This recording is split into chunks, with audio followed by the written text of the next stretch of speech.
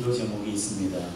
이 시간 예배하는 저와 여러분 한 분 한 분에게도 간절한 기도 제목이 있습니다.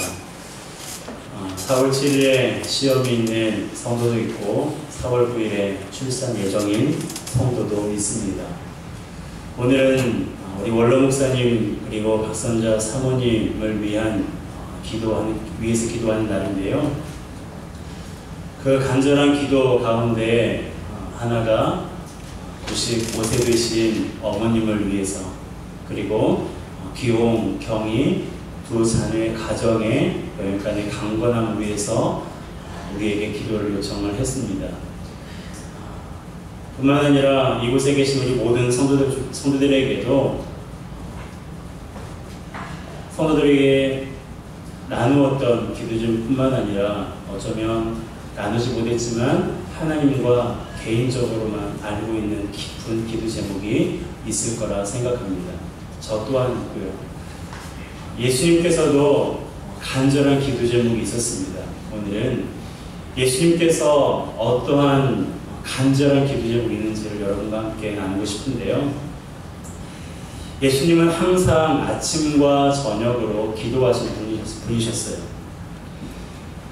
안타까운 것은 예수님께서 기도하신 기도의 내용이 성경에 기록되었으면 참 좋았을 텐데 성경에 기록된 부분이 거의 없습니다.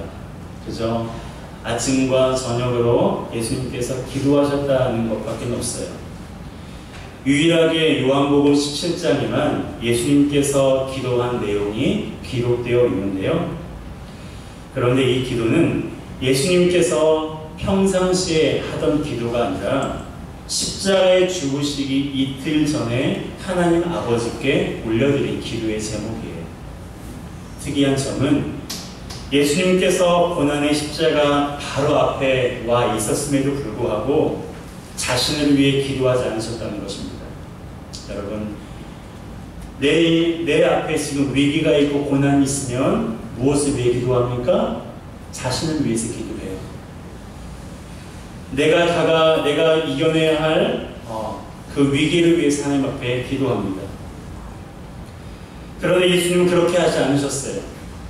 십자가의 고통과 그 고난의 시간이 지금 바로 코앞에 있음에도 불구하고 자신을 위해서 기도하지 않으시고 제자들을 위해서, 이후에 예수님을 믿게 될 성도들을 위해서 예수님은 기도하셨습니다. 그 중에 세 가지 기도 제목을 여러분과 함께 나누고 싶습니다.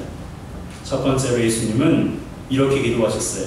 우리와 같이 그들도 하나가 되게 하옵소서. 11절입니다. 함께 읽겠습니다. 시작. 나는 세상에 거하지 아니하노나 그들은 세상에 있사옵고 나는 아버지께로 거하나니 거룩하신 아버지여, 내게 주신 아버지의 이름으로 그들을 보존하사 우리와 같이 그들도 하나가 되게 하옵소서. 아멘. 따라합시다. 우리와 같이 그들도 하나가 되게 하소서. 예수님의 첫 번째 기도 제목은 하나님 아버지, 우리와 같이 그들도 하나가 되게 하옵소서. 이것이 예수님께서 하신 첫 번째 기도 제목입니다. 예수님은 십자가에 죽으신 이후에 세상에 더 이상 계시지 않으십니다. 이것은 세상을 떠나서 이 세상에 더 이상 관여하지 않는다는 것이 아니라 육체로서 세상에 계시지 않는다는 것을 말합니다. 육체가 아닌 영으로서, 하나님의 영, 예수의 영으로서 이 땅에 우리와 영원히 함께 하시는데요. 예수님은 제자들과 이후에 믿게 될 성도들이 하나가 되기를 위해서 간절히 기도하셨어요. 우리와 같이 그들도 하나가 되게 하옵소서. 우리와 같이 그들도 하나가 되게 하옵소서. 여기에 우리는 하나님 아버지와 예수님 자신을 가리킵니다. 예수님은 자신이 하나님과 하나인 것처럼 세상에 남게 될 제자들과 성도들이 예수 그리스도 안에서 하나가 되기를 구하셨어요. 여러분, 이것이 우리가 주 안에서 하나가 되어야 하는 이유입니다. 예수님은 우리가 하나가 되는 것이 그분의 기도 제목이셨어요. 특별히 유언과도 같았던 기도 제목입니다. 더구나 우리가 하나가 되게 해달라고 예수님은 기도만 한 것이 아니라 우리가 하나 될 수 있는 방법을 예수님께서 해주셨어요. 그것이 바로 십자가의 죽음입니다. 하나님 아버지, 저들이 하나가 되기를 원합니다 라고 기도하실 뿐 아니라 하나가 되기를 위해서, 우리를 위해서 친히 십자가의 고난을 감당하신 거예요. 하지만 하나됨을 위해 기도한 예수님의 기도는요, 응답되지 않는 것처럼 보였습니다. 예수님이 십자가에 못 박혀 계실 때 제자들이 어떻게 했습니까? 흩어져서 각기 제 길로 갔어요. 베드로는 예수님을 모른다고 3번이나 부인했고, 요한은 발가벗은 채로 도망갔습니다. 다른 제자들도 뒤도 돌아보지 않고 예수님을 홀로 남겨두고 달아났어요. 여러분, 베드로가 어떤 사람입니까? 베드로는 예수님의 수호제자라고 할 만큼 예수님을 사랑했고 잘 따랐던 제자였어요. 또한 그는 결코 예수님을 부인하지 않겠다고 호언장담한 사람입니다. 도마도 그랬어요. 예수님이 예루살렘으로 가자라고 말씀하셨을 때에 도마가 뭐라고 말합니까? 그래, 좋습니다. 우리가 예수님과 함께 죽겠습니다 라고 말했던 사람이 바로 도마입니다. 다른 제자들도 마찬가지였어요. 하지만 예수님이 십자가에 달려 죽으실 때 요한 외에는 모두 다 현장에 나타나지 않았습니다. 십자가가 세워진 곳이 언덕에 있었기 때문에 아마도 먼 발치에서 예수님을 보았을 수도 있겠습니다. 하나가 된 것이 아니라 하나같이 다 흩어져 버린 제자들의 모습입니다. 여기에서 우리가 깨달아야 할 것이 하나가 있어요.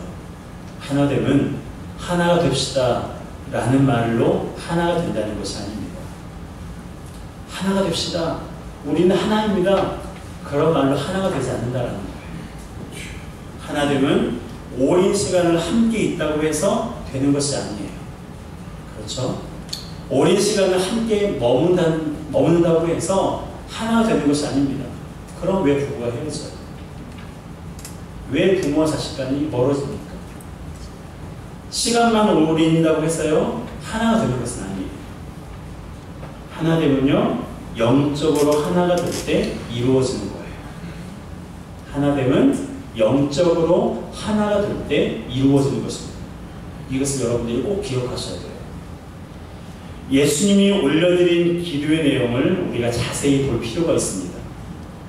예수님께서 하나가 되게 하소서라고 기도하시기에 앞서서 그 앞에 어떤 말이 있어요? 따라합시다. 우리와 같이.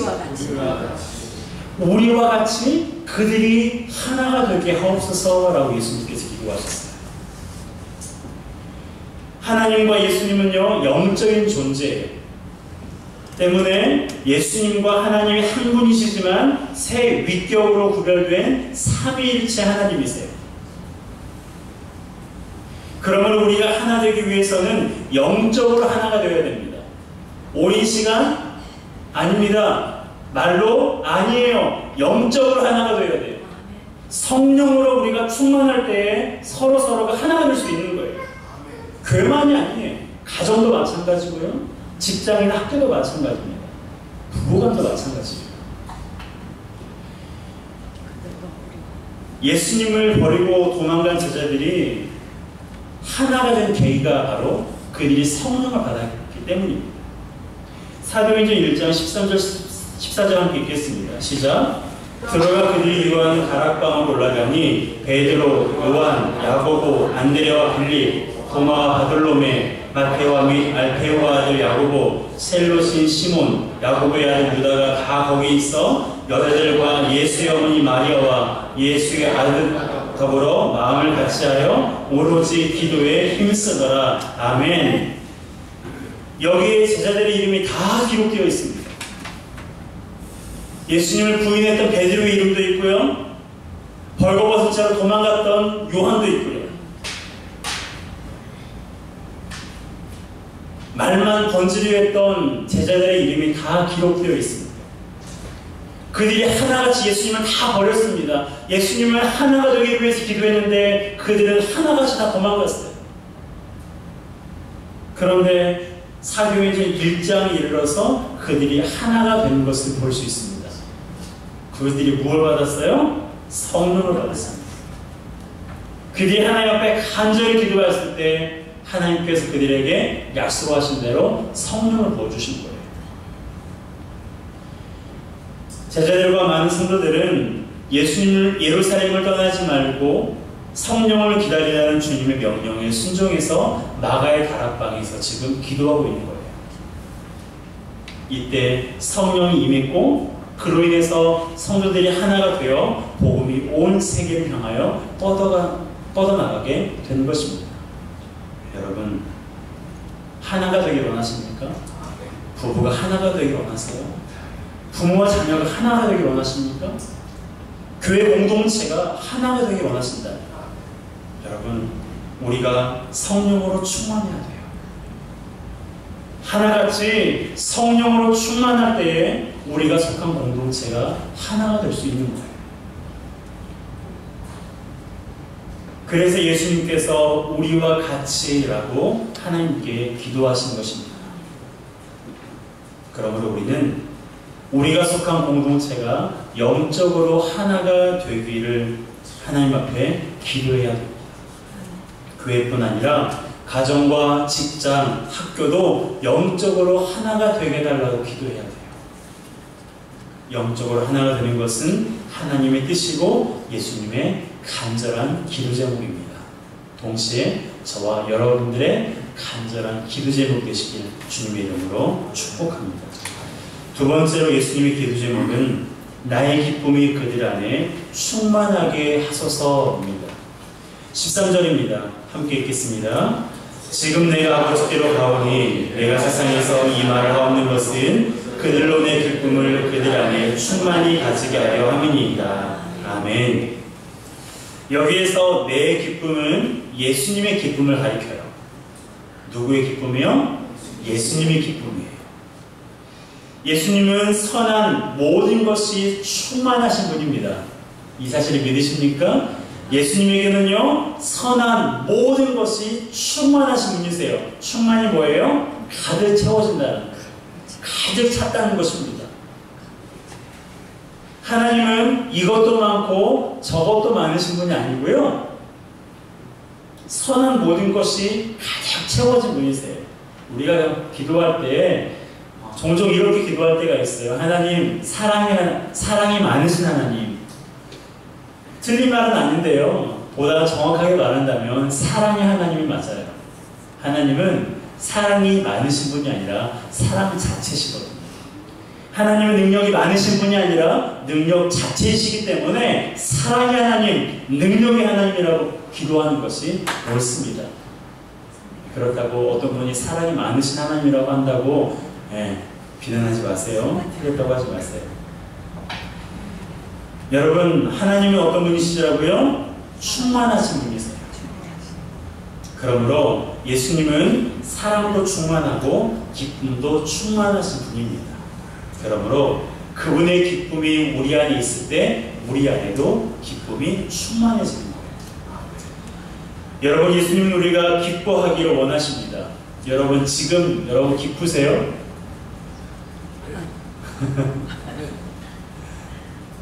여러분 지금 행복하세요? 여러분 행복하지 않은 거 주님의 뜻이 아닙니다. 여러분들 지금 주님께 순종하지 않고 있는 거예요. 기뻐하지, 주님의 말씀대로 살지 않는 거예요. 예수님은요, 우리가 기뻐하기를 원하세요. 우리가 행복하기를 예수님은 원하십니다. 그것도 그분의 충만한 기쁨이 우리 안에 충만하기를 간절히 기도하셨어요. 충만한 기쁨은 예수 그리스도를 통해서만이 우리에게 주어진 것입니다. 사람이 줄 수 있는 게 아니고요, 세상이 줄 수 있는 것도 아니에요. 오직 주님만이 우리에게 충만한 기쁨을 주실 수 있는 분이십니다. 충만한 기쁨이라고 하니까 늘 기분 좋은 일만 있다고 생각할 수도 있는데요, 그렇지 않습니다. 예수님을 한번 생각해 볼까요? 예수님께서 병든 자를 고치고 귀신 들린 자를 자유롭게 했을 때 예수님 마음이 기쁘셨을 거예요. 참 기분이 좋으셨을 거예요. 그렇죠? 사람들이 말씀을 들으러 모였을 때에도 예수님은 기분이 참 좋으셨을 것입니다. 하지만 예수님께서 바리새인들에게 비난당하실 때도 기분 좋으셨을까요? 예수님께서 마귀에게 시험을 받으시고 사람들에게 공격을 당하시면서도 기분이 좋으셨을까요? 그러면 제정신이 아니죠. 누구든 비난당하고 공격을 받고 시험거리가 있으면 기분이 좋지 않습니다. 예수님께서도 그걸 보면서 기분 좋으실 리가 없으시죠. 그렇다면 예수님께서 그러한 일들을 겪으시면서 스트레스 받으셨을까요? 그런 생각 안 해보셨죠? 예수님께서 바리새인들에게 비난을 당하고 마귀에게 시험을 받으시고 당신의 몸인 성전이 강도의 소굴이 되는 그 현장을 보시면서 예수님이 스트레스 받으셨을까요? 아니면 걱정이 많아져서 잠을 이루지 못하셨을까요? 아니면 자기를 비난하는 자들을 욕하고 똑같은 말로 비난하셨을까요? 어떻게 생각하십니까? 여러분, 예수님은요, 자신을 비난한 자들을 똑같은 말로 비난하지 않았어요. 예수님을 공격하는 일들로 인해서 예수님께서 스트레스를 받거나 걱정이 많아서 잠 못 이루시는 경우가 없었습니다. 성경은 오히려 예수님께서 그들을 불쌍히 여기셨다고 기록하고 있어요. 그들을 위해서 기도하셨습니다. 성경에는 기록되어 있지 않지만 예수님께서 아침, 저녁으로 기도하신 이유가 무엇일까요? 제 생각으로는 아침에는 그날 만날 사람들을 위해서, 그날 행할 일들을 위해서 기도하셨을 거예요. 그리고 저녁에는 그날 만났던 사람들을 위해서 하나님 앞에 예수님께서 기도하셨을 것입니다.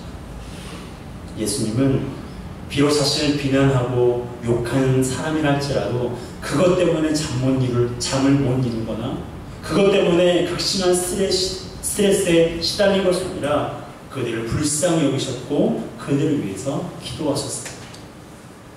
왜 그렇습니까? 그분 안에 충만한 기쁨이 있었기 때문에. 사람들의 비난도 사탄의 시험도 예수님 안에 있는 기쁨을 빼앗아갈 수 없었습니다. 왜 그래요? 그 기쁨은 사람의 마음과 세상으로부터 주어지는 것이 아니라 누구로부터 주어진 거예요? 하늘 아버지로부터 주어진 것이기 때문에 그렇습니다. 하나님께서 주신 기쁨이기 때문에 그렇게 비난당하고 공격을 받고 많은 일들이 있음에도 불구하고 예수 그리스도 안에 충만한 기쁨이 사라지지 않았던 거예요. 여러분, 세상에는 우리를요 괴롭게 하는 일들이 굉장히 많습니다. 지난 한 주간만 보아도 아마 마음 상한 일들이 많이 있었을 거예요. 어쩌면 오늘 아침에도 있었을지도 모르겠습니다. 하나님을 예배하는 날에는 사탄이 더 집요하게 방해하기 때문에 예배를 위해서 우리는 미리미리 기도를 준비해야 돼요. 사탄이 우리 안에 있는 기쁨을 빼앗아가려고 할 때 우리가 기억해야 할 것이 하나가 있습니다. 이것은 꼭 기억하셨으면 좋겠어요. 잊어버리지 않으셨으면 좋겠습니다. 그게 뭐냐면 사탄은 내 안에 있는 기쁨을 빼앗아갈 수 없다는 사실입니다. 할렐루야. 고백합시다. 사탄은 내 안에 있는 기쁨을 빼앗아갈 수 없다. 아멘. 여러분 이 사실을 믿으시기 바랍니다. 왜 그래요? 내 안에 있는 기쁨은 누구 안에 있는 기쁨이에요? 예수님 안에 있는 기쁨이에요. 여러분 성도이죠. 성도는 어떤 사람을 가리켜 성도라고 합니까? 예수님을 모시고 있는 사람을 가리켜 성도라고 해요. 우리는 모두 다 예수님을 모시고 살고 있어요. 그게 무슨 말입니까? 예수님을 모시고 살고 있다는 것은 예수님의 기쁨이 우리 안에 있다는 거예요. 예수님의 능력이 우리 안에 있다는 거예요. 예수님의 평안이 이미 우리 안에 있다는 것입니다. 사탄은 예수님 이길 수가 없어요. 절대 못 이겨요. 그러니 예수님께서 우리에게 주신 기쁨을 사탄이 빼앗아갈 수 없습니다. 그런데 왜 내 안에 기쁨이 없는 것처럼 느껴질까요? 분명히 예수님께서 내 안에 계시고 예수님 안에 있는 기쁨이 나의 기쁨인 것을 그래 머리로는 알겠는데 내 감정으로는 내 삶 속에는 기쁨이 없는 거예요. 행복하지 않는 거예요. 왜요? 왜 그럴까요? 사탄이요, 기쁨이 없다고 믿게 만드니까 그래요. 기쁨이 없다고 눈을 가리기 때문에 내 안에 기쁨이 없다고 생각하는 것입니다. 여러분, 제가 눈을 감았어요. 여러분이 보이지 않습니다. 제가 눈을 감아서 여러분이 보이지 않는다고 여러분이 이 공간에 없는 게 아니에요. 전도사님 계십니까? 네. 손발이 살짝 맞죠? 리허설 안 했는데. 제가 눈을 감았다고 해서 여러분들이 이곳에 없는 게 아니에요. 다만 제가 보지 못할 뿐이고 여러분 이곳에 머물러 계셨어요. 그렇죠? 우리 안에 예수님이 계시고 예수 그리스도의 기쁨과 평안이 이미 내 안에 머물고 있어요. 다만 사탄이 내 눈을 가리는 거예요. 다만 사탄이 나로 하여금 네 안에 기쁨 없어. 너 네 형편을 봐. 네 상황을 봐봐. 자꾸 다른 것들을 보게 해서 내 안에 기쁨이 마치 없는 것처럼 예수님의 충만한 기쁨이 내 안에 없는 것처럼 우리를 그렇게 속게 만든다. 여러분, 속지 마세요. 사탄에게 속지 마세요. 속을 바에는 하나님께 속으세요. 말씀에 속으세요. 여러분, 예수님께서 우리를 위해서 기도하셨습니다. 주님, 충만한 기쁨이 저들 안에 있기를 원합니다. 이 기도의 제목이 이미 응답되어 저 여러분들 안에 충만한 기쁨이 있습니다. 다시는 사탄의 속임수에 빠지지 말고 하나님 말씀이 믿어지지 않는다면 이 말씀에 한번 속아보세요. 그래서 한번 속는 셈 치고 내 안에 기쁨이 있다는 것을 믿고 하나님 앞에 믿음으로 나아가는 우리 모두가 되었으면 좋겠습니다. 세 번째로 예수님의 기도 제목은요, 진리로 거룩하게 하소서입니다. 17절입니다. 함께 읽겠습니다. 그들을 진리로 거룩하게 하옵소서. 아버지의 말씀은 진리입니다. 아멘. 아버지의 말씀은 진리입니다. 여러분들 앞에 진리가 지금 놓여있죠? 하나님의 말씀이, 성경이 바로 진리입니다. 우리를 거룩하게 만들 수 있는 것은요, 오직 진리이신 하나님의 말씀밖에 없어요. 그래서 큐티를 하고 제자훈련을 하고 성경을 공부하는 거예요. 왜요? 진리를 많이 배우고 그 진리로 내 삶이 변화되고 거룩한 삶을 살기 위함입니다. 하지만 세상은요, 우리를 거룩하게 놔두지 않아요. 어떻게든 하나님과의 관계를 멀게 하려고 수단과 방법을 가리지 않습니다. 약간의 틈만 보여도 우는 사자처럼 덤벼드는 것이 악한 영들이에요. 14절을 보게 되면 성도는 세상에 속하지 않았기 때문에 성도를 세상이 미워한다라고 말하고 있습니다. 세상이 왜 성도를 미워해요? 세상과 다르기 때문에 그래요. 자기에게 속하지 않았기 때문에 그렇습니다. 다시 말하면 성도가 거룩해지는 모습을 보고 싶지 않은 거예요. 그것을 세상이 악한 영이 보고 싶지 않아서 우리를 자꾸 거룩하지 않게 만들려는 것입니다. 물론 세상에 살아가면서 세상과 구별되어 산다는 것이 어려운 일인 줄 알아요. 하지만 그렇다고 해서 거룩해지는 것을 포기하지 않기를 바랍니다. 여러분, 우리가 거룩을 포기할 수 없는 근거가 있어요.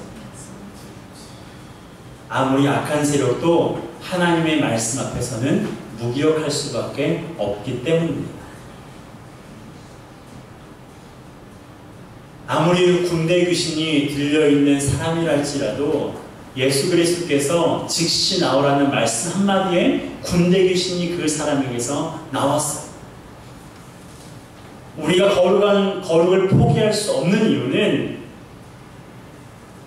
악한 세력이 하나님의 말씀 앞에서 우리를 자신의 종으로 삼을 수가 없기 때문에 그래요. 그래서 우리는 이렇게 기도해야 됩니다. 하나님 아버지, 진리로 나를 거룩하게 하옵소서. 하나님의 말씀으로 나를 거룩하게 하옵소서. 성경은 분명히 말씀하고 있습니다. 말씀과 기도로 너희가 거룩하여집니다. 여러분, 우리가 거룩해질 수 있는 것은요, 말씀과 기도뿐이에요. 다른 방법이 없습니다. 우리는 말씀과 기도로 거룩해져야 돼요. 그래서 목회자들이 계속 성경을 읽으라고, 기도하라고 하는 이유예요. 왜 목사님은 맨날 말씀, 왜 기도만 하라고 그러냐? 따분하다, 고리타분하다, 식상하다. 네, 식상해요. 그런데 그것밖에 없어요. 죄송하지만. 다른 방법이 있으면 제가 그걸 좀 알려드렸으면 좋겠는데요. 죄송하지만 그것밖에 없어요. 우리가 하나님 앞에서 거룩한 삶을 살기 위해서는 말씀과 기도밖에 없습니다. 여러분, 하나님의 말씀으로 거룩해지시기를 주님의 이름으로 축복합니다. 예수님께서 우리를 위해서 세 가지를 위해 기도하셨습니다. 첫 번째가 뭐예요? 우리와 같이 하나가 되게 하옵소서. 두 번째는요, 나의 기쁨이 그들 안에 충만하게 하옵소서. 세 번째는요, 그들을 진리로 거룩하게 하옵소서. 감사한 것은 이 기도는 이미 응답되었습니다.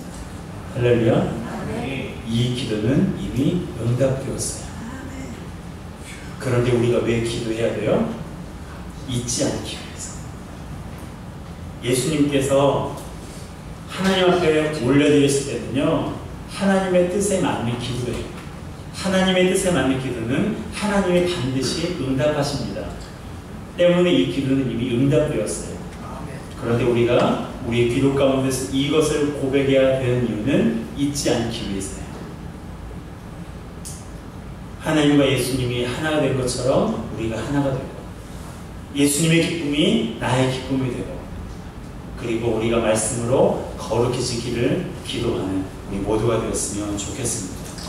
여러분, 이 사실을 우리가 알고, 그리고 하나님 앞에 매일매일 고백합시다. 그리고 믿음으로 살아가서 이왕 예수 믿는 것, 이왕 이 땅에서 믿음으로 살아가는 것, 승리하여서 하나님을 기쁘시게 하는 저와 여러분 되시길 주님의 이름으로 축복합니다. 함께 찬양하겠습니다. 당신이 지쳐서 기도할 수 없고, 함께 찬양하겠습니다.